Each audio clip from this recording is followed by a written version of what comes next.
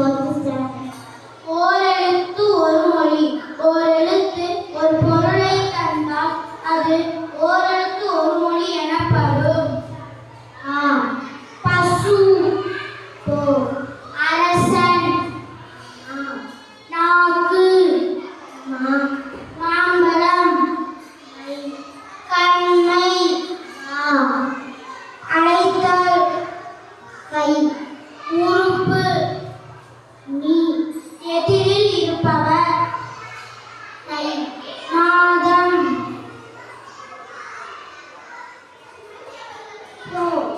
போக சொல்லுதல், பை, எடுத்து செல்வது,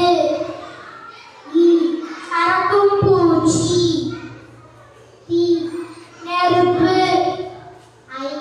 தலைவன், மதில்,